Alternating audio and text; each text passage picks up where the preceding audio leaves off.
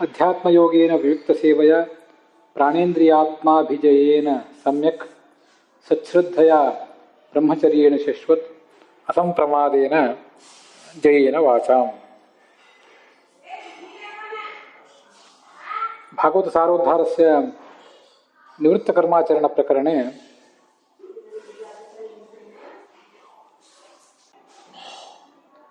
सज्जमानाः वयं सर्वेपि अद्य 180 श्लोकं 181ನೇ श्लोकं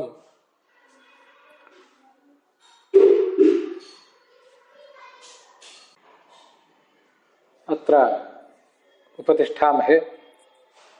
भगवता ऋषभदेवेन ये भागवतधर्माः स्वस्य पुत्रान् प्रति उपदिश्यन्ते ते एवाद्य अस्मानपि प्रति उपदिश्यन्ते। मत्कर्मभिः मत्कथया अयं तु पूर्वतनः श्लोकः। प्रथमं पूर्वकथानुवादं श्रुत्वा तदनन्तरमेव अद्यतनकथां प्रविशामहे वयम्। भगवतः यदायतनं तस्य शुद्धीकरणं, भगवतः कथानां तत्त्वानां च श्रवणं, भगवतः पादोदकसेवनं, भगवतः गुणानां कीर्तनं, सर्वेष्वपि जीवेषु निर्वैरभावना, अपि च आत्मौपम्येन तेष्वपि वर्तनं,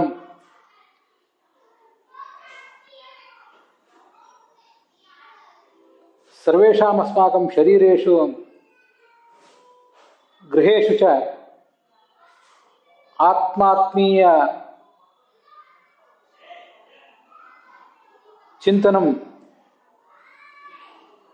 चिन्तनस्य त्यागः, सर्वेप्येते भागवतधर्माः इत्युच्यन्ते। एते एव च निवृत्तकर्माणि इत्यपि उच्यन्ते। यैः एतैः कर्मैः एतैः कर्मभिः आचरितैः साधकः अमृतत्वाय कल्पते। अस्मिन् श्लोके व्यतीते श्लोके मत् कथया एवं गुणकीर्तनान् मे इति वस्तुद्वयं श्रूयते। श्रवणे प्रवचने च सदा विषयद्वयं साधकः न विस्मरेत्। प्राथमिकः विषयः कथा। रामायणादिषु, रामायण महाभारत भागवतादिषु याः कथाः, इतिहासः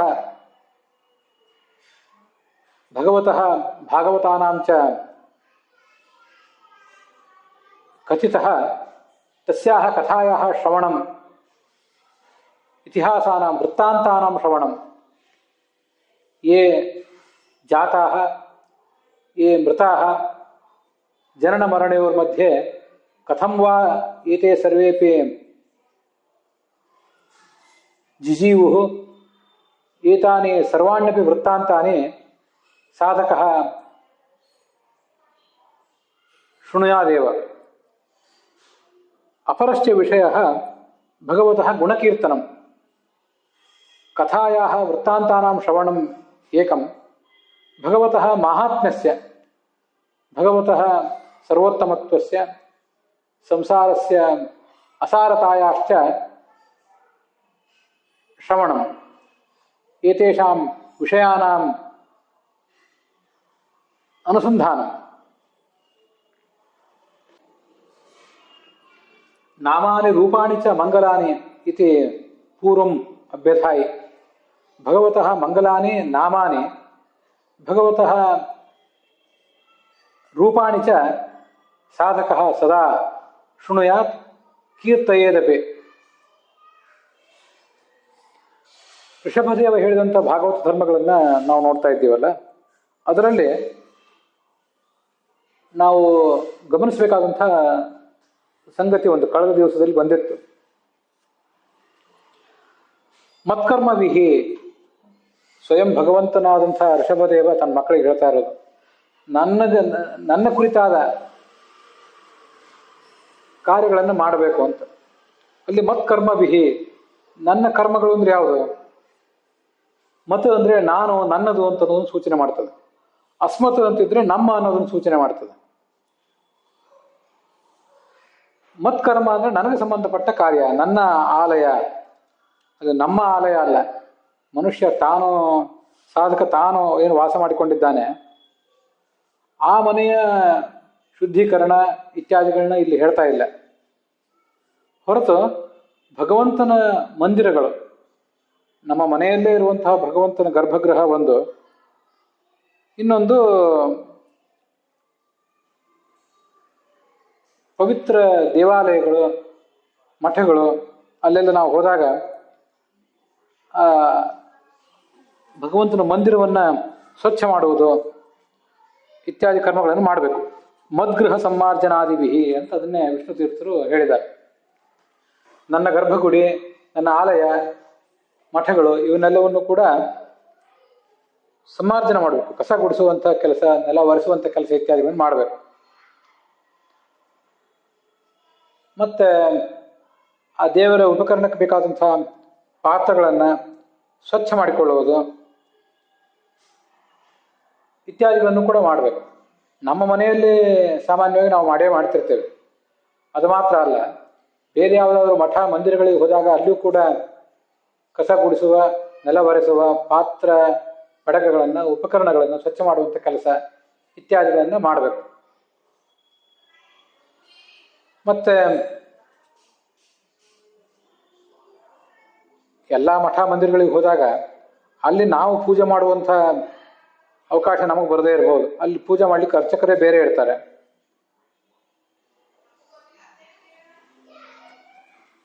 ಅಥವಾ ಕೆಲವು ಕಡೆ ನಾವು ಹೋದಾಗ ನಮಗೂ ಕೂಡ ಅವರು ಪೂಜೆಗೆ ಅವಕಾಶ ಕೊಡಬಹುದು. ಆದರೆ ಅಲ್ಲಿಯೂ ಕೂಡ ಅಲ್ಲಿಯ ಅರ್ಚಕರಿಗೆ, ಸ್ವಾಮಿಗಳಿಗೆ ಪೂಜೆಯಲ್ಲಿ ನಾವು ಸಹಾಯಕರಾಗಿ ಹೋಗುವುದು, ಅವ್ರು ನಮ್ಗೆ ಅವಕಾಶ ಕೊಟ್ಟರೆ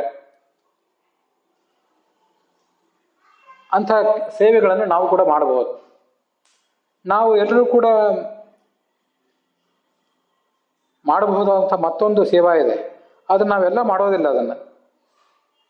ಅದೇನೆಂದರೆ, ದೇವಾಲಯಗಳಲ್ಲಿ, ಮಠಗಳಲ್ಲಿ ಭೋಜನ ನಡೀತಿರ್ತದೆ. ಭೋಜನಕ್ಕೆ ಬಂದವರು ತುಂಬ ಜನ ಇರ್ತಾರೆ. ಭೋಜನವನ್ನು ಬಡಿಸ್ಲಿಕ್ಕೆ, ಆ ಬಡಿಸಿದ್ದಾದ್ಮೇಲೆ ಸ್ವಚ್ಛ ಮಾಡಲಿಕ್ಕೆ ಸ್ವಯಂ ಸೇವಕರು ಯಾವತ್ತೂ ಕೂಡ ಕಡಿಮೆ ಇರ್ತಾರೆ. ಊಟಕ್ಕೆ ಕೂತ್ಕೊಳ್ಳುವವರ ಸಂಖ್ಯೆ ಹೆಚ್ಚಿರ್ತದೆ. ಊಟ ಆದಮೇಲೆ ಮನೆಗೆ ಎದ್ದು ಹೋಗುವವರೇ ಎಲ್ಲರೂ ಕೂಡ. ಅಂಥದ್ರಲ್ಲಿ ನಾವು ಅಲ್ಲಿ ಬಡಿಸಲಿಕ್ಕೆ ಟೊಂಕ ಕಟ್ಟಿ ನಿಲ್ಲಬೇಕು. ನಾವ್ಯಾರೋ ವಿದ್ವಾಂಸರು, ನಾವು ಶ್ರೀಮಂತರು ಅನ್ನುವಂಥ ಹಮ್ಮು ಬಿಮ್ಮು ಇತ್ಯಾದಿ ಯಾವುದೂ ಇಲ್ಲದೆ ಬಡಿಸುವ ಕೆಲಸ, ಬಡಿಸಿದ್ದಾದ್ಮೇಲೆ ಸ್ವಚ್ಛ ಮಾಡುವ ಕೆಲಸ, ಅದನ್ನೇನೋ ಹೆಂಗೆಳೆಯರು ಮಾತ್ರ ಮಾಡಬೇಕು ಅಂತಲ್ಲ, ಗಂಡಸರು ಕೂಡ ಅದನ್ನು ಮಾಡಬೇಕು. ಹಿಂದೆ ನಾನು ಹೇಳಿದ್ದೆ, ಪೂರ್ಣಪ್ರಜ್ಞೆ ವಿದ್ಯಾಪೀಠದಲ್ಲೇ ಒಂದು ಸುಧಾಮಂಗಳದ ದಿವಸ ಮಂಗಳ ಕಾರ್ಯಕ್ರಮ ಎಲ್ಲ ಆಗಿತ್ತು. ಸ್ವಾಮಿಗಳ ಪೂಜೆ, ತೀರ್ಥ ಪ್ರಸಾದ ಎಲ್ಲ ಆಗಿತ್ತು. ನಾವು ಊಟ ಮಾಡ್ತಾ ಕೂತಿದ್ದೆವು. ಕೆಲವು ಜನ ವಿದ್ವಾಂಸರು ನಮ್ಮ ಜೊತೆಗೆ ಒಬ್ರು ಊಟಕ್ಕೆ ಕೂತಿದ್ರು. ಅವರು ಕೂಡ ತಲೆ ಬೋಳಿಸಿ ಶಿಖಾಬಿಟ್ಟವರು, ಒಳ್ಳೆ ಆಚಾರವಂತರೇ. ನಮಗೆಲ್ಲ ನಮ್ಮ ಜೊತೆಗೆ ಊಟ ಮಾಡಿ ನಮಗಿಂತ ಬೇಗ ಅವ್ರು ಎದ್ರು. ಆಮೇಲೆ ಒಂದು ಮೂಲೆಯಲ್ಲಿ ಕಾಯ್ತಾ ನಿಂತಿದ್ರು. ಯಾಕೆ ನಿಂತಿದ್ದಾರೆ ಅಂತ ಅನ್ನೋದನ್ನ ನಮಗೆ ಗಮನಿಸುವಷ್ಟು ಪುರುಸೊತ್ತಿರಲಿಲ್ಲ. ಆದರೆ ಅವ್ರು ನಿಂತಿದ್ದಾರೆ ಅನ್ನೋದು ಗಮನಕ್ಕೆ ಬಂತು ನನಗೆ. ನಾವು ನಿಧಾನವಾಗಿ ಹರಟೆ ಹೊಡಿತಾ ಊಟ ಮುಗಿಸಿ ಎದ್ದೆವು. ನಾವೆದ್ದ ಬಳಿಕ ಆ ಕಾಯ್ತಾ ಇದ್ದಂಥ ಆ ವ್ಯಕ್ತಿ ವೈದಿಕರು ಅಲ್ಲಿ ಬಂದು ಉಳಿದ ಹೆಂಗಿಳೆಯರು ಅದಕ್ಕೆ ಕಾಯ್ತಾ ಇದ್ರು. ಆ ಹೆಂಗಿಳೆಯರು ಮತ್ತು ಈ ಗಂಡಸು ಇವರೆಲ್ಲರೂ ಸೇರಿ ಅಲ್ಲಿ ಆ ಗೋಮಯವನ್ನು ಮಾಡಿದರು. ಇದು ಎಲ್ಲ ಬಹಳ ಮಹತ್ವದ ಕೆಲಸವೇ. ಮದ್ಗೃಹ ಸಂಮಾರ್ಜನಾದಿ ವಿಹೆ ಅಂತ ಬಂದಿದೆ. ಮಗು ಅಲ್ಲಿ ವಿಷ್ಣು ತೀರ್ಥ ಹೇಳೋದು, ನನ್ನ ಗರ್ಭಗುಡಿ, ನನ್ನ ದೇವಾಲಯ ಇತ್ಯಾದಿಗಳನ್ನು ಸ್ವಚ್ಛ ಮಾಡುವುದು ಮೊದಲಾದ ಕೆಲಸಗಳು ಅಂತ. ಇದು ತುಂಬ ಮಹತ್ವದ ಒಂದು ಸಾಧನೆ. ಮಹಾಭಾರತದಲ್ಲಿ ಅನುಶಾಸನ ಪರ್ವದಲ್ಲಿ ಈ ಸಂಗತಿಗಳು ಬಂದಿವೆ.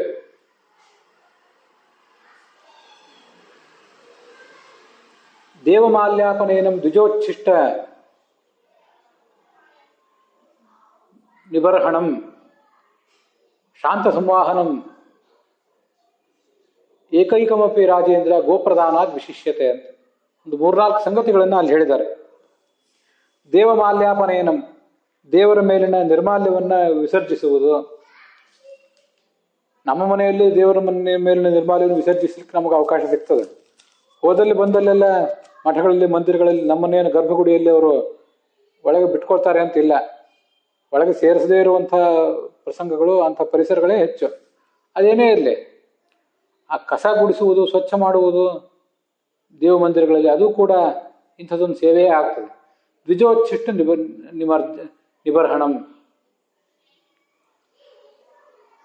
ಜ್ಞಾನಿಗಳು, ಅವರು ಹೆಂಗಿಳೆಯರು, ಗಂಡಸರು, ಅವರೆಲ್ಲ ಭೋಜನ ಆದಮೇಲೆ ಅಲ್ಲಿ ಸ್ವಚ್ಛ ಮಾಡುವಂಥ ಕೆಲಸ. ಇವೆಲ್ಲವೂ ಕೂಡ ಏಕೈಕಮಪಿ, ಇದು ಒಂದೊಂದನ್ನೇ ಮಾಡಿದರೂ ಕೂಡ ಗೋದಾನಕ್ಕಿಂತ ಇದು ಹೆಚ್ಚಿಂದು ಅಂತ ಶಾಸ್ತ್ರದಲ್ಲಿ ವರ್ಣನೆ ಮಾಡಿದ್ದಾರೆ. ಅದಕ್ಕೆ ಅದನ್ನು ಹಿಂದೆ ಹೇಳಿದ್ದೆ, ಮತ್ತೊಂದು ಬಾರಿ ಈಗ ನೆನಪು ಮಾಡ್ಕೊಳ್ಳೋಣ ಅಂತ ಅದನ್ನು ಹೇಳ್ತಿದ್ದೇನಷ್ಟೆ. ಭಗವಂತನ ಗರ್ಭಗುಡಿಯನ್ನು ಕಸ ಗುಡಿಸಿ ನೆಲ ಒರೆಸುವುದು, ನಿರ್ಮಾಲ್ಯವನ್ನು ವಿಸರ್ಜಿಸುವುದು, ಗಂಧ ತೆಗೆದುಕೊಡೋದು, ಹೂವು ತುಳಸಿಗಳನ್ನು ತಂದು ಕೊಡೋದು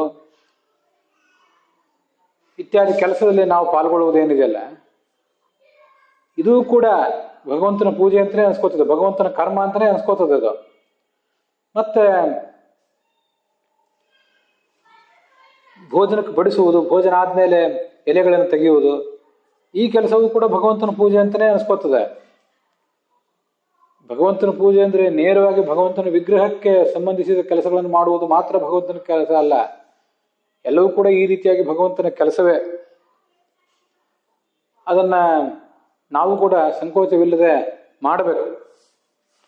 ನಾವು ಸಿರಿವಂತರು, ನಾವು ಜ್ಞಾನಿಗಳು, ವಿದ್ವಾಂಸರು ಇತ್ಯಾದಿ ಯಾವುದೇ ಭ್ರಮಗಳಿಲ್ಲದೆ, ಹಮ್ಮು ಬಿಮ್ಮುಗಳಿಲ್ಲದೆ ಎಲ್ಲವನ್ನು ಕೂಡ ಮಾಡಬೇಕು. ಅದಕ್ಕಾಗಿ ಅದನ್ನು ನೆನಪು ಮಾಡ್ಕೊಂಡು ಹೇಳಿದೆ. ಕಳೆದ ದಿವಸ ಹೇಳಿಕ್ಕಾಗಲಿಲ್ಲ, ಅದಕ್ಕಾಗಿ ಇವತ್ತು ಹೇಳಿದೆ. ಮತ್ಕಥೆಯ ಮತ್ತೆ ಗುಣಕೀರ್ತನಾಥ, ಇದು ಮುಂದೆ ಬರುವಂಥದ್ದು. ಇಲ್ಲಿ ನಾನು ಈಗಾಗಲೇ ಹೇಳಿದ್ದೆ ಅದನ್ನು ಹಿಂದೆ. ಮತ್ಕರ್ಮ ಅಂತಂದ್ರೆ ನನ್ನ ಮನೆಯನ್ನ, ಮತ್ತು ಅಂದ್ರೆ ನನ್ನ ಮನೆಯನ್ನ, ದೇವಾಲಯವನ್ನ, ಗರ್ಭಗುಡಿಯನ್ನು ಸ್ವಚ್ಛಗೊಳಿಸೋದು. ನಮ್ಮ ಮನೆ ಅಂತ ಅಲ್ಲ, ಅದಕ್ಕೆ ನಮ್ಮ ಮನೆ ಅಂತ ಹೇಳೋದಾಗಿದ್ರೆ ಅಸ್ಮತ್ ಗೃಹ ಅಂತ ಹೇಳ್ತಿದ್ರು. ಆದರೆ ಅಲ್ಲಿ ನಮ್ಮ ಮನೆ ಅಂತ ನಾವು ತಿಳ್ಕೊಂಡ್ರೂ ಕೂಡ ಏನು ತಪ್ಪಿಲ್ಲ. ನಮ್ಮ ಇಡೀ ಮನೆಯೇ ಭಗವಂತನ ಮನೆ. ಆದ್ರಿಂದ ನಮ್ಮ ಇಡೀ ಮನೆಯನ್ನು ನಾವು ಸ್ವಚ್ಛ ಮಾಡ್ತೀವಲ್ಲ, ಕೇವಲ ದೇವರ ಮನೆಯನ್ನು ಮಾತ್ರ ಅಲ್ಲ, ಇಡೀ ಮನೆಯನ್ನು ಸ್ವಚ್ಛ ಮಾಡುವಾಗಲೂ ಕೂಡ ಇದೆಲ್ಲವೂ ಭಗವಂತನಿರುವ ಆಲಯ, ಇದು ಈಶಾವಾಸ್ಯ, ಇದು ಆತ್ಮಾವಾಸ್ಯ ಅಂತ ತಿಳಿದು ನಮ್ಮ ಮನೆಯನ್ನು ಸ್ವಚ್ಛ ಮಾಡುವಾಗ ನಾವು ಮಾಡ್ತಿರೋ ಕೆಲಸ ಇದ್ಯಾರೋ ಬಂದ ಅತಿಥಿಗಳಿಗೆ, ಅಭ್ಯಾಗತರಿಗೆ ಕಣ್ಣಿಗೆ ಚೆನ್ನಾಗಿ ಕಾಣಲಿ, ಓರ್ಣವಾಗಿ ಕಾಣಲಿ ಅಂತ ಮಾಡುವುದಲ್ಲ. ಭಗವಂತನ ಆಲಯವನ್ನು ಸ್ವಚ್ಛವಾಗಿ ಮಾಡ್ತಾ ಇದ್ದೀವಿ, ಸ್ವಚ್ಛಗೊಳಿಸ್ತಾ ಇದ್ದೀವಿ ಅಂತ ಇಡೀ ಮನೆಯನ್ನು ಸ್ವಚ್ಛ ಮಾಡುವಾಗಲೂ ಕೂಡ ನಮಗೆ ಅನುಸಂಧಾನ ಇರಬೇಕು. ವಿಶೇಷತಃ ಗರ್ಭಗುಡಿಯನ್ನು ಅಂತ ಅರ್ಥ. ಅಂತೂ ಅಲ್ಲಿ ಬಂದಿರುವುದು ಮದ್ಗೃಹ ಅಂದ್ರೆ ನನ್ನ ಮನೆ, ಗರ್ಭಗುಡಿ, ದೇವ ಮಂದಿರ, ದೇವರ ಕೋಣೆ ಇತ್ಯಾದಿಗಳು. ಇನ್ನ ಮತ್ಕರ್ಮ ಕೃತ ಒಂದು ಮತ್ಕರ್ಮ ಅಂತ ಬಂತಲ್ಲ ಇಲ್ಲಿ, ಮತ್ಕರ್ಮ ಬಿಹಿ ಅಂತ. ಭಗವದ್ಗೀತಾದಲ್ಲೂ ಕೂಡ ಮತ್ಕರ್ಮ ಕೃನ್ ಮತ್ ಪರಮಃ ಮದ್ಭಕ್ತ ಸಂಘವರ್ಜಿತ ನಿರ್ವೈರ ಸರ್ವಭೂತೇಶು ಯಸ್ಸ ಮಾಮೇತಿ ಪಾಂಡವ ಅಂತ ಕೃಷ್ಣ ಹೇಳ್ತಾನೆ, ಮತ್ಕರ್ಮ ಕೃತ, ನನಗೆ ಸಂಬಂಧಪಟ್ಟ, ನಾನು ಭಗವಂತ, ನನ್ನವರಾದ ಭಾಗವತರು, ಇವ್ರು ಎಲ್ಲಿಗೆ ಸಂಬಂಧಪಟ್ಟ ಕರ್ಮಗಳನ್ನು ಕೂಡ ಸಾಧಕನಾದವನು ಮಾಡಲೇಬೇಕು. ಮತ್ ಪರಮಃ, ನನ್ನನ್ನೇ ಪರಮ ಶ್ರೇಷ್ಠ ಅಂತ ಉಪಾಸನೆ ಮಾಡಬೇಕು. ಮತ್ತೆ ಮದ್ಭಕ್ತ, ನನ್ನಲ್ಲಿ ಭಕ್ತಿ ಇಟ್ಟಿರಬೇಕು. ಸಂಘವರ್ಜಿತ, ಅವರಿವರ ಸಂಘವನ್ನು ಬಿಡಬೇಕು. ನಿರ್ವೈರ ಸರ್ವಭೂತೇಶು, ಅದು ಇಲ್ಲಿ ಬಂದಿದೆ ಭಾಗವತದಲ್ಲಿ, ಅದಕ್ಕಾಗಿ ಆ ಭಗವದ್ಗೀತೆಯನ್ನು ನೆನಪು ಮಾಡ್ಕೋತಾ ಇದ್ದೇನೆ. ನಿರ್ವೈರ ಸರ್ವಭೂತೇಶು ಯಸ್ಸ ಮಾಮೇತಿ ಪಾಂಡವ, ಯಾರು ಹೀಗಿದ್ದಾನೋ ಅವನು ನನ್ನ ಖಂಡಿತವಾಗಿಯೂ ನನಗೆ ಪ್ರಿಯನಾಗ್ತಾನೆ, ನನ್ನನ್ನು ಅವನು ಬಂದು ತಲುಪಿಯೇ ತಲುಪ್ತಾನೆ. ಸ್ತ್ರೀಯಾಗಲಿ, ಪುರುಷನಾಗಲಿ, ಪಂಡಿತನಾಗಲಿ, ಪಾಮರನಾಗಲಿ, ಖಂಡಿತವಾಗಿಯೂ ನನ್ನನ್ನು ಬಂದು ತಲುಪಿಯೇ ತಲುಪ್ತಾನೆ ಅಂತ ಅದರ ತಾತ್ಪರ್ಯ.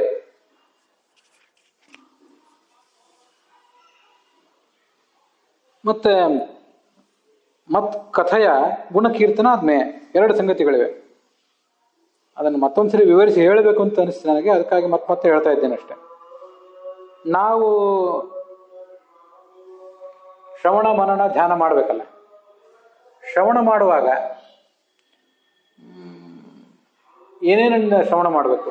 ಒಂದು ಭಗವಂತನ ಕಥೆಗಳನ್ನು, ಭಗವಂತನ ಭಾಗವತರ ಕಥೆಗಳನ್ನು, ಹೇಗೆ ಹುಟ್ಟಿದ್ರು, ಹೇಗೆ ಜೀವಿಸಿದ್ರು, ಏನೇನು ಕರ್ಮಗಳನ್ನು ಮಾಡಿದ್ರು, ಹೇಗೆ ಅವರ ಅಂತ್ಯವಾಯಿತು ಅನ್ನೋದನ್ನೆಲ್ಲ ರಾಮಾಯಣ, ಮಹಾಭಾರತ, ಭಾಗವತಾದಿಗಳಲ್ಲಿ ನಾವು ಕೇಳಬೇಕು, ಓದಬೇಕು, ಅದನ್ನೇ ಮನನ ಕೂಡ ಮಾಡಿಕೊಳ್ಬೇಕು. ಮತ್ತು ಧ್ಯಾನದಲ್ಲಿಯೂ ಕೂಡ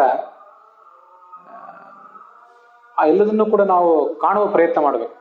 ಜನ್ಮ ಕರ್ಮ ಚ ಮೇ ದಿವ್ಯಂ ಏವಂ ಯೋ ವ್ಯಕ್ತಿ ತತ್ವತಃ ಅಂತ ಗೀತಾದಲ್ಲಿ ಹೇಳ್ತಾನೆ. ನನ್ನ ಹುಟ್ಟು, ನನ್ನ ಕರ್ಮ, ಇದೆಲ್ಲವನ್ನೂ ಸಾಧಕನಾದವನು ತಿಳಿಬೇಕು, ಅನುಸಂಧಾನ ಮಾಡ್ಕೊಳ್ಬೇಕು ಅಂತ. ಕೆಲವು ಹೀಗೆ ವೃತ್ತಾಂತಗಳು, ಘಟನೆಗಳು, ಭಗವಂತನ ಭಾಗವತರ ಜೀವನದಲ್ಲಿ ನಡೆಯುವಂಥ ಘಟನೆಗಳ ಶ್ರವಣ, ಅವುಗಳ ಅಧ್ಯಯನ, ಅವುಗಳನ್ನೇ ಮನವರಿಕೆ ಮಾಡಿಕೊಳ್ಳುವುದು, ಮತ್ತು ಅದನ್ನು ಧ್ಯಾನಿಸಿಕೊಳ್ಳುವುದು ನಮ್ಮ ಧ್ಯಾನದಲ್ಲಿ. ಇದು ಒಂದು ಘಟನೆಗಳು. ಇನ್ನೊಂದು, ಈ ಘಟನೆಗಳನ್ನು ನಾವು ಶ್ರವಣ ಮಾಡುವಾಗ ಮತ್ತು ಅಧ್ಯಯನ ಮಾಡುವಾಗಲೇ ನಮ್ಮ ಭಗವಂತನ ಗುಣಗಳ ವರ್ಣನವು ಕೂಡ ಬರ್ತಿರ್ತದೆ. ಭಗವಂತನ ನಾಮಾನಿ ರೂಪಾಣಿ ಚ ಮಂಗಲಾನಿತೆ ಅಂತ ಹಿಂದೆ ಬಂದಿದೆ. ಭಗವಂತನ ಮಂಗಲಕರವಾದ ನಾಮಗಳು ಮತ್ತು ಭಗವಂತನ ಮಂಗಲಕರವಾದಂಥ ರೂಪಗಳ ವರ್ಣನೆಯೂ ಬರ್ತಿರ್ತದೆ. ಅನೇಕ ಕಡೆ ಭಗವಂತ ಹೇಗೆ ಸರ್ವೋತ್ತಮ, ಸರ್ವಜ್ಞ, ಸರ್ವಶಕ್ತನಾಗಿದ್ದಾನೆ ಅನ್ನೋ ಗುಣಗಳ ವರ್ಣನೆ ಇರ್ತದೆ. ಅವನು ಹೇಗೆ ಭಕ್ತರನ್ನು ಕಾಪಾಡ್ತಾನೆ ಅನ್ನುವುದರ ವರ್ಣನೆ ಇರ್ತದೆ. ಭಾಗವತರಾದವರು ಹೇಗೆ ವಿರಕ್ತರಾಗಿ ಭಗವಂತನನ್ನ ಸೇವಿಸಿದರು ಅನ್ನೋದರ ವರ್ಣನೆ ಇರ್ತದೆ. ಅವ್ರು ಹೇಗೆ ಅರಿಷಡ್ವರ್ಗಗಳನ್ನು ಗೆದ್ದು ಭಗವಂತನನ್ನ ತಲುಪಿದ್ರು ಅನ್ನೋದರ ವರ್ಣನೆ ಇರ್ತದೆ. ಅಂತೂ ಆ ಘಟನೆಗಳನ್ನು ಕೇಳುವಾಗಲೇ ಆ ಘಟನೆಗಳ ಜೊತೆಗೇನೆ ಅವರ ಗುಣವೈಭವ ಮತ್ತು ಅವರ ಅವರ ಗುಣಗಳನ್ನು, ನಾಮಗಳನ್ನು ಹೇಳುವಂಥ ಕೀರ್ತನಗಳು, ಸಂಸ್ಕೃತದಲ್ಲಿರಬಹುದು, ಕನ್ನಡದಲ್ಲಿರಬಹುದು, ಅಂತ ಕೀರ್ತನೆಗಳನ್ನು ಕೂಡ ಮಾಡಬೇಕು. ಅದನ್ನೇ ಗುಣಕೀರ್ತನಾನ್ವೇ ಅಂತ ಹೇಳಿರೋದು.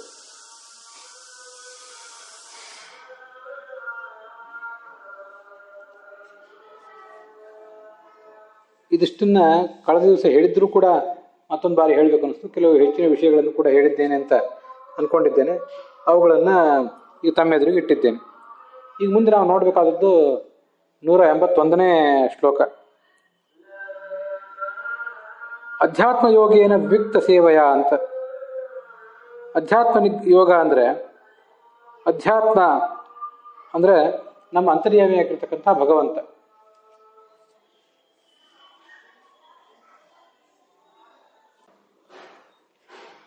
ಸ್ಥಿತೋ ಬ್ರಹ್ಮಾದಿ ದೇವೇಶು ಖಾದಿಭೂತೇಶು ಚೇಶ್ವರಃ ಆತ್ಮಶಬ್ದೋದಿತ ನರೇಶ್ವಪಿ ಯಸ್ಮಾತ್ ಜನಾರ್ದನಃ ಸಾಧ್ಯಾತ್ಮ ಸಾಧಿದೈವಶ್ಚ ಸಾಧಿಭೂತಶ್ಚ ಸಾಧಿದೈವಶ್ಚ ಕಥ್ಯತೆ ಅಂತ ಭಾಗವತ ತಾತ್ಪರ್ಯದಲ್ಲಿ ಒಂದು ಕಡೆ ಹೇಳ್ತಾರೆ.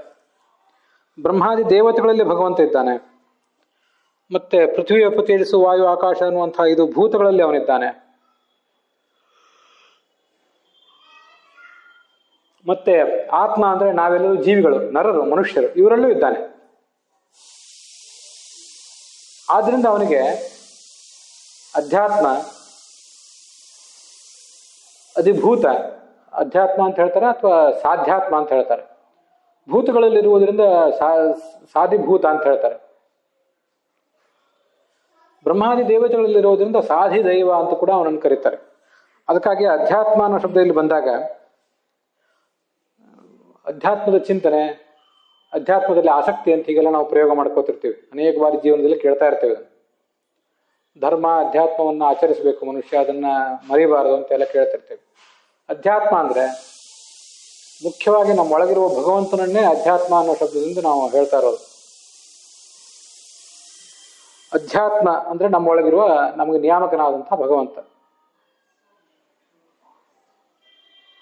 ಅವನ ಕುರಿತಾದದ್ದು ಆಧ್ಯಾತ್ಮಿಕ. ಆ ಭಗವಂತನ ಕುರಿತಾದದ್ದು ಆಧ್ಯಾತ್ಮಿಕ. ಆ ಭಗವಂತ ನಮಗೆ ಬಿಂಬನಾದ ಭಗವಂತ, ಪ್ರತಿಬಿಂಬರಾದಂತಹ ನಾವು, ನಮ್ಮಿಬ್ಬರ ಒಂದು ಸಂಬಂಧ ಏನಿದೆ ಅದೇ ಆಧ್ಯಾತ್ಮಿಕ. ಆಧ್ಯಾತ್ಮಿಕ ವಿಚಾರಧಾರೆಗಳು,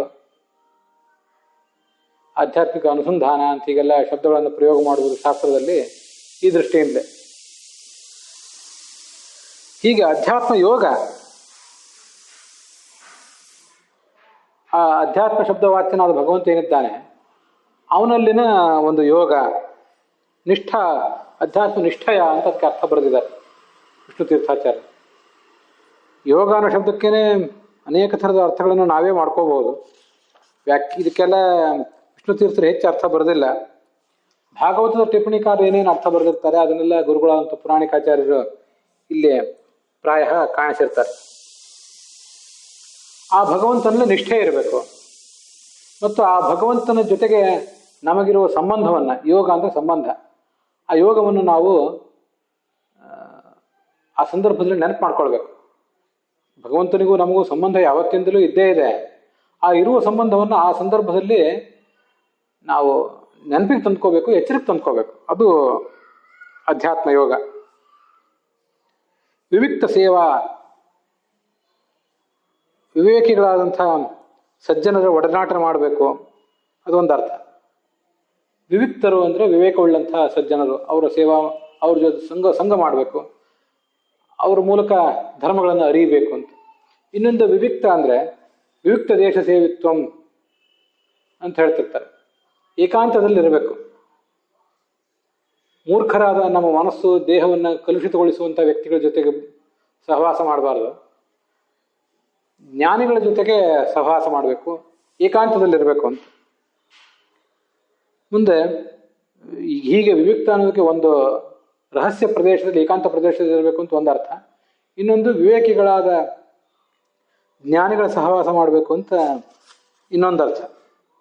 ಪ್ರಾಣ ಇಂದ್ರಿಯ ಆತ್ಮಾಭಿಜಯೇನ, ಪ್ರಾಣ ಮತ್ತು ಇಂದ್ರಿಯಗಳು ಮತ್ತು ನಮ್ಮ ಒಟ್ಟಾರೆ ವ್ಯಕ್ತಿತ್ವ ಇದೆಲ್ಲವನ್ನು ಕೂಡ ಚೆನ್ನಾಗಿ ಗೆಲ್ಲಬೇಕು, ಅದರ ಮೇಲೆ ಹತೋಟಿ ಇರಬೇಕು.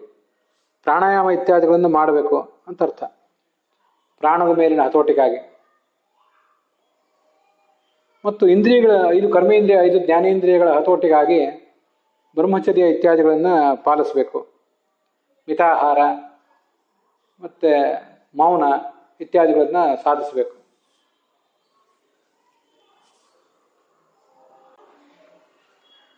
ನಾವು ಏಕಾಂತದಲ್ಲಿ ಇದ್ದದ್ದಾದರೆ ಅಥವಾ ಸಜ್ಜನರ ಸಂಘದಲ್ಲೇ ಇದ್ದದ್ದಾದರೆ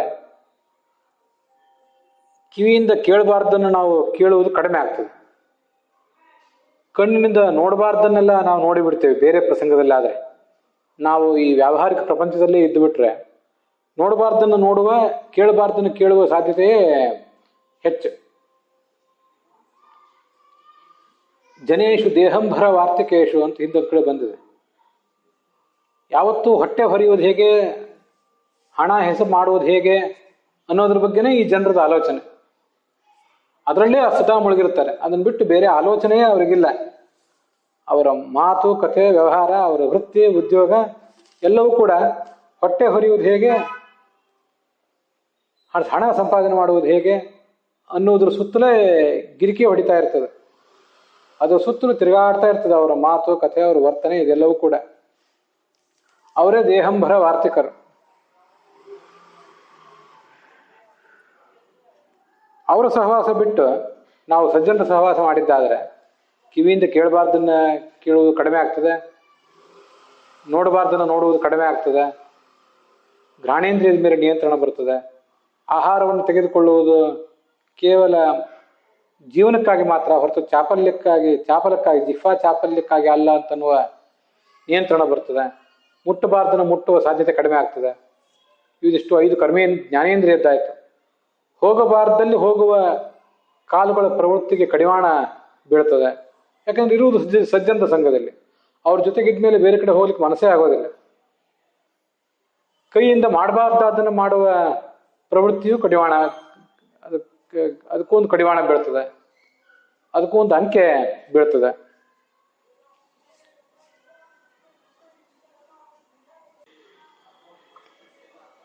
ನಾವು ಹೋಗಿರುವುದೇ ಸಜ್ಜನರ ಬಳಿಗೆ ಜ್ಞಾನವನ್ನು ಗಳಿಸ್ಲಿಕ್ಕಾಗಿ. ಆದ್ದರಿಂದ ನಮ್ಮ ನಾಲಿಗೆಯನ್ನ ಅವ್ರ ಮುಂದೆ ಬೇಕಾಬಿಟ್ಟಿಯಾಗಿ ಹರಿಬಿಟ್ಟು ವ್ಯರ್ಥವಾದ ಮಾತುಗಳನ್ನು ಆಡಿ ಸಮಯ ಹಾಳು ಮಾಡಿಕೊಳ್ಳುವಂಥ ಪ್ರಸಂಗನೇ ಅಲ್ಲಿ ಬರೋದಿಲ್ಲ. ನಮ್ಮ ಮಾತಿನ ಮೇಲೆ ಖಂಡಿತವಾಗಿಯೂ ನಮಗೆ ಹತೋಟಿ ಇರ್ತದೆ. ಅವರು ಆಡಿದ ಮಾತುಗಳನ್ನೇ ಕೇಳ್ತಾ ಇರ್ತೇವೆ ನಾವು. ಮತ್ತೆ ಮಲವಿಸರ್ಜನೇಂದ್ರಿಯ ಮತ್ತು ಉಪಸ್ಥೇಂದ್ರಿಯ ಇವುಗಳ ಮೇಲಂತೂ ಹತೋಟಿ ಬಂದೇ ಬರ್ತದೆ. ದುರ್ಜನರ ಜೊತೆಗಿದ್ರೆ ಈ 5 ಕರ್ಮೇಂದ್ರಿಯ, 5 ಜ್ಞಾನೇಂದ್ರಿಯ, ಮನಸ್ಸು ಇವು ಹುಚ್ಚು ಕುದುರೆಯಂತೆ ಲಂಗು ಲಗಾಮಿಲ್ಲದೆ ಓಡ್ಲಿಕ್ಕೆ ತೊಡಗುತ್ತವೆ. ಸಜ್ಜನರ ಜೊತೆಗಿದ್ರೆ ಕೊನೆಗೆ ಈ ಸಜ್ಜನರು ಏನು ಅನ್ಕೊಂಡಾರೋ ನಮ್ಮ ಬಗ್ಗೆ, ನಮ್ಮನ್ನು ಹೇಗೆ ತುಚ್ಛೀಕರಿಸಿಯಾರೋ ಅನ್ನುವಂಥ ಆಲೋಚನೆಯಿಂದ ಆದರೂ ನಾವು ಒಂದು ಸ್ವಲ್ಪ ಸಂಯಮದಲ್ಲಿದ್ದೆವು. ಅದಕ್ಕಾಗಿ ಅವ್ರು ಸಹವಾಸ ಮಾಡಬೇಕು. ಸಚ್ಶ್ರದ್ಧಯ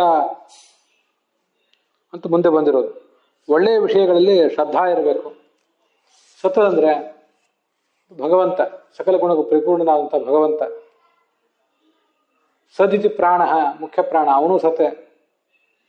ಸತ್ ಅಂದರೆ ಪ್ರಶಸ್ತೆಯ ಕರ್ಮಣಿ ತಥಾ ಸಚ್ಛಬ್ದ ಪಾರ್ಥ ಉಚ್ಯತೆ ಅಂತ ಗೀತಾದಲ್ಲಿ ಕೃಷ್ಣ ಹೇಳೋದ್ರಿಂದ ಸತ್ ಅಂದರೆ ಶ್ರೇಷ್ಠ ಕರ್ಮ. ಇವೆಲ್ಲದ್ರ ಬಗ್ಗೆ, ಭಗವಂತರ ಬಗ್ಗೆ, ಭಾಗವತರ ಬಗ್ಗೆ, ಭಗವತ್ ಕರ್ಮದ ಬಗ್ಗೆ ಶ್ರದ್ಧಾ ಇರಬೇಕು. ಬ್ರಹ್ಮಚರ್ಯೇಣ ಏಕಪತ್ನಿ ವೃತರೂಪವಾದಂಥ ಬ್ರಹ್ಮಚರ್ಯ ಪಾಲಿಸುವುದು. ಮತ್ತೆ ಬ್ರಹ್ಮ ಅಂದರೆ ವೇದ, ಅವುಗಳನ್ನು ಅಧ್ಯಯನ ಮಾಡಲಿಕ್ಕೆ ತೊಡಗುವುದು. ಅಸಂಪ್ರಮಾದೇನ, ಯಾವತ್ತು ಎಚ್ಚರ ತಪ್ಪುವ ಪ್ರಶ್ನೆ ಇಲ್ಲ. ಎಚ್ಚರ ತಪ್ಪದೇನೆ ಕೆಲಸ ಮಾಡ್ತಾ ಇರಬೇಕು. ನಮ್ಮ 5 ಕರ್ಮೇಂದ್ರಿಯ, 5 ಜ್ಞಾನೇಂದ್ರಿಯ, ಮನಸ್ಸು ಇತ್ಯಾದಿ ಎಲ್ಲದರ ಬಗ್ಗೆನೂ ಕೂಡ ಯಾವತ್ತು ಇದು ಎಲ್ಲಿ ನಮ್ಮ ಹತೋಟಿಯಿಂದ ಕಳಚಿಕೊಂಡು ಹೊರಗೆ ಧಾವಿಸೀತು ಅನ್ನುವಂಥ ಎಚ್ಚರ ಇರಬೇಕು. ಆ ಎಚ್ಚರವನ್ನೇ ಅಸಂಪ್ರಮಾದ ಅಂತ ಹೇಳಿರೋದು. ಜಯೇನ ವಾಚಾಂ,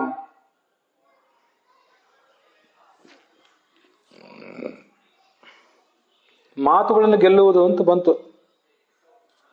ಮಾತುಗಳನ್ನು ಗೆಲ್ಲುವುದು ಅಂದ್ರೆ ಹೀಗೆ ಹೇಳ್ಬೋದು. ಯಾಕಂದ್ರೆ ಹಿಂದೆ ಇಂದ್ರಿಯಗಳ ಬಗ್ಗೆ ಬಂದಾಗಿದೆ.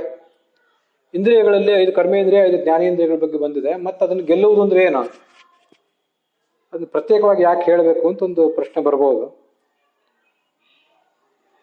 ವಿಷ್ಣು ತೀರ್ಥಾಚಾರ್ಯರು ವಾಂಗ್ ನಿಯಮೇನ ಅಂತ ಅರ್ಥ ಹೇಳೇ ಇದ್ದಾರೆ.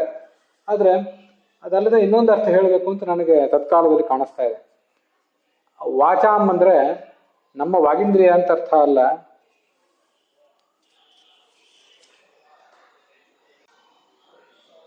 ಬಹುವಚನ ಇದೆ ಅಲ್ಲಿ.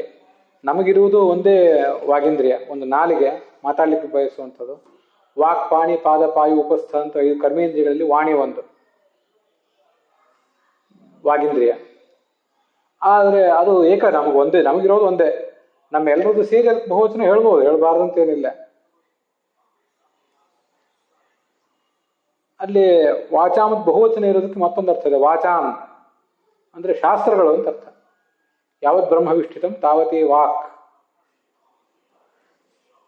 ಬ್ರಹ್ಮ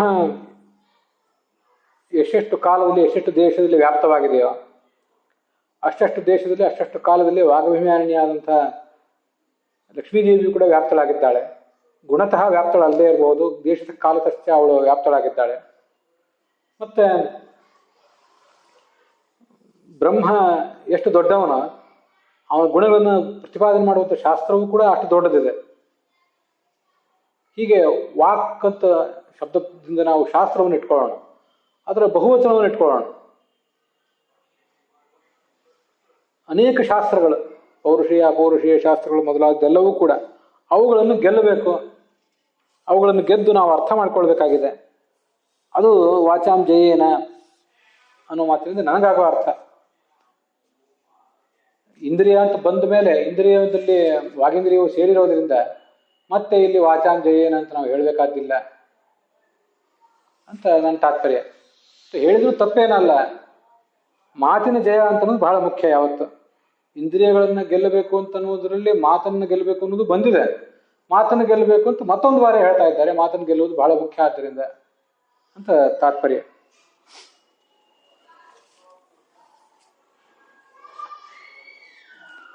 ಸರ್ವತ್ರ ಮದ್ಭಾವ ವಿಚಕ್ಷಣೇನ ಜ್ಞಾನೇನ ವಿಜ್ಞಾನ ವಿರಾಜಿತೇನ ಯೋಗೇನ ಧೃತ್ಯುದ್ಭವ ಸತ್ವಯುಕ್ತ ಲಿಂಗಂ ವ್ಯಪೋಹೇತ್ ಕುಶಲೋಹ ಮಾಖ್ಯಂ ಅಂತ ಮುಂದಿನ ಶ್ಲೋಕ.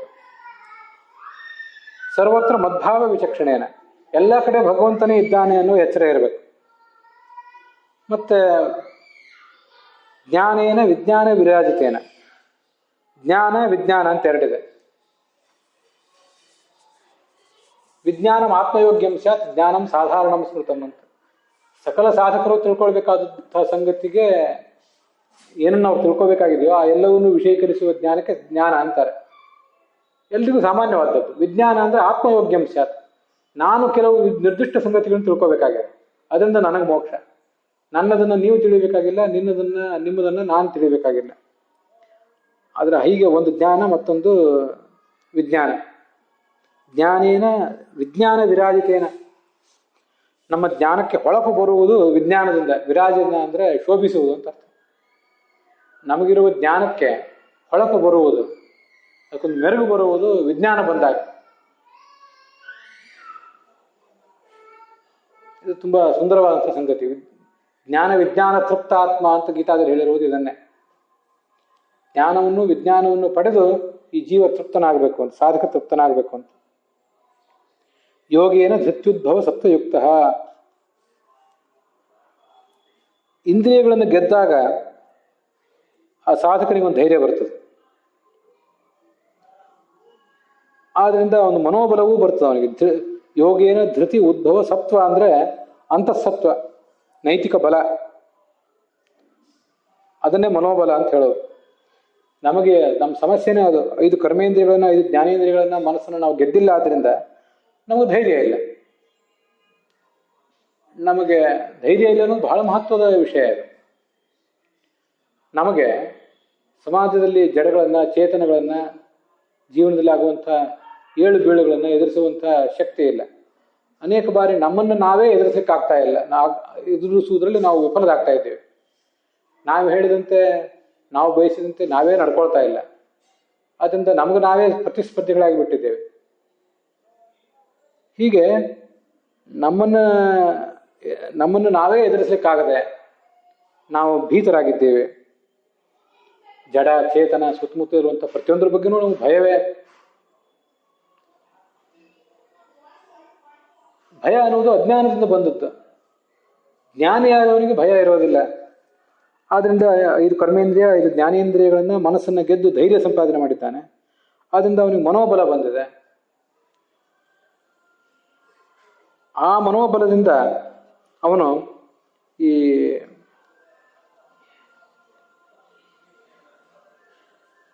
ಲಿಂಗಂ ವ್ಯಪೋಹೇತ್ ಅಂದ್ರೆ ಲಿಂಗ ದೇಹವನ್ನು ಪರಿತ್ಯಜಿಸಬೇಕು ಅಂತ ವರ್ಣನೆ ಮಾಡಿದ್ದಾರೆ.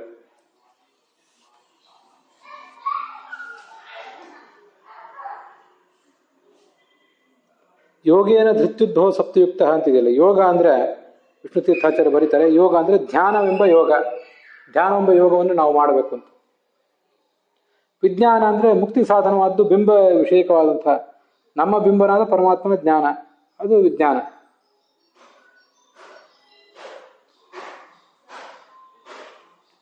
ಧೃತ್ಯ ಜಿಹ್ವೋಪಸ್ಥ ಜಯಲಕ್ಷಣಯ, ಜಿಹ್ವೇಂದ್ರಿಯವನ್ನು ಮತ್ತು ಉಪಸ್ಥೇಂದ್ರಿಯವನ್ನು ನಿರ್ದಿಷ್ಟವಾಗಿ ಗೆಲ್ಲಬೇಕು ಮನುಷ್ಯ.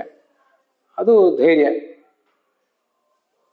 ಅದರಿಂದ ಬರುವಂಥದ್ದು ಬಲ ಅಂದ್ರೆ ಮನೋಬಲ, ಆತ್ಮಬಲ. ಆ ಮನೋಬಲದಿಂದ ಯುಕ್ತನಾದಂಥ ಕುಶಲನಾದಂಥ ಈ ಸಾಧಕ, ಅವನನ್ನು ಕುಶಲ ಅನ್ಬೇಕು. ಜೀವನದಲ್ಲಿ ಅನೇಕ ಥರದ ಕೌಶಲಗಳಿವೆ, ನೈಪುಣ್ಯಗಳಿವೆ, ಎಕ್ಸ್ಪರ್ಟೈಸ್ಗಳಿವೆ. ಎಲ್ಲ ಕೌಶಲಗಳಲ್ಲೂ ಮಹತ್ವದ ಕೌಶಲ ಅಂದರೆ ಇದೇ ಕೌಶಲ. ಅಂಥ ಕೌಶಲವುಳ್ಳಂತಹ ಪುರುಷ ಅಹಮಾಖ್ಯಂ ಅಹಂ ಇತ್ಯಭಿಧಾನಂ ಲಿಂಗ ಶರೀರಂ ವ್ಯಪೋಹೇತ್.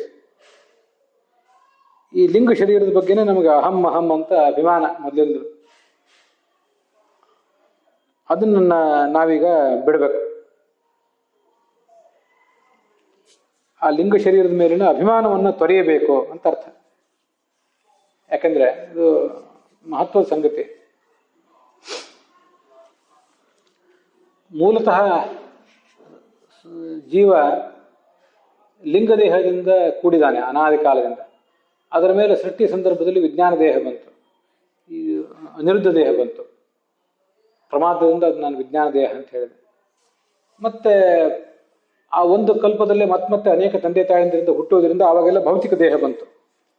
ಹೀಗೆ ಕಟ್ಟ ಕಡೆಯದು ಭೌತಿಕ ದೇಹ, ಅದಕ್ಕಿಂತ ಮುಂಚೆ ಅನಿರುದ್ಧ ದೇಹ, ಅದಕ್ಕಿಂತ ಮುಂಚೆ ಲಿಂಗದೇಹ. ನಮಗೆ ಅನಾದಿ ಕಾಲದಿಂದ ಅಂಟಿಕೊಂಡಿರುವುದು ಮತ್ತೆ ನಮ್ಮ ಅಭಿಮಾನಕ್ಕೆ ಪಾತ್ರವಾಗಿರುವುದು ಲಿಂಗದೇಹ. ಇಲ್ಲಿ ನೋಡಿ, ಇವತ್ತು ತಂದೆ ತಾಯಿನಿಂದ ಬಂದಿರುವಂಥ ದೇಹ ಇದು. 60-70 ವರ್ಷ 70-80 ವರ್ಷ ಇದ್ದು ಹೋಗಬೇಕಾದ ದೇಹ. ಇದ್ರ ಬಗ್ಗೆನೇ ಎಂಥ ಅಭಿಮಾನ ನಮಗೆ. ಈ ದೇಹದ ಬಗ್ಗೆ ಏನು, ಇದ್ರ ಬಗ್ಗೆ ಉಪಚಾರ ನಾವು ಮಾಡೋದು. 60-70 ವರ್ಷ ಕಾಲ ಇರಬೇಕಾದ ಈ ದೇಹದ ಬಗ್ಗೆನೇ ಇಷ್ಟೊಂದು ನಮ್ಗೆ ಅಭಿಮಾನ ಆದರೆ, ಅನಾದಿ ಕಾಲದಿಂದ ನಮ್ಮ ಜೊತೆಗಿರುವಂತಹ ಲಿಂಗ ದೇಹದ ಬಗ್ಗೆ ನಮಗೆಷ್ಟು ಅಭಿಮಾನ ಇದ್ದಿರಬೇಕು. ಆ ಅಭಿಮಾನವನ್ನು ಗೆಲ್ಲಬೇಕಾಗಿದೆ ನಾವೀಗ. ಅದು ಆ ಲಿಂಗದೇಹ ಅಹಂ ಅಂತ ಕರೆಸ್ಕೊಂಡಿದೆ. ಅಹಮಾಖ್ಯಂ ಅಹಮಿತ್ಯಭಿಧಾನಂ ಲಿಂಗ ಶರೀರಂ ವ್ಯಪೋಹೇತ್ ಪರಿತ್ಯಜೇತ್. ಲಿಂಗ ಶರೀರವನ್ನು ಬಿಟ್ಟು ಬಿಡಬೇಕು ಮುಕ್ತಿ ಹೋಗುವಾಗ. ಅಥವಾ ಇನ್ನೂ ಹೋಗ್ಲಿಕ್ಕೆ ವಿಳಂಬ ಇದೆ ಅಂತ ಆದಾಗ ಲಿಂಗ ಶರೀರದ ಮೇಲಿನ ಅಭಿಮಾನವನ್ನು ತೊರೆಯಬೇಕು. ಆ ಲಿಂಗ ಶರೀರಕ್ಕೆ ಅಹಂ ಅಂತ ಯಾಕೆ ಕರೀತಾರೆ? ಅದು ಅಹೇಯ ಪ್ರಾಯ. ಆ ಲಿಂಗ ಶರೀರವನ್ನು ನಮ್ಗೆ ಅಷ್ಟು ಸುಲಭವಾಗಿ ಬಿಡ್ಲಿಕ್ಕೆ ಆಗೋದಿಲ್ಲ. ಹೇಯ ಅಂದರೆ ಬಿಡ್ಲಿಕ್ಕೆ ಆಗುವಂಥದ್ದು, ಅಹೇಯ ಅಂದರೆ ಬಿಡ್ಲಿಕ್ಕೆ ಆಗದೇ ಇರುವಂಥದ್ದು ಅಂತ ಹೀಗೆ ತಿಳ್ಕೋಬಹುದು. ಮತ್ತೆ ಅಹಂ ಅಂದರೆ ಈ ಜೀವ, ಆ ಜೀವನನ್ನೇ ಅಹಂ ಅಂತಂತಾರೆ.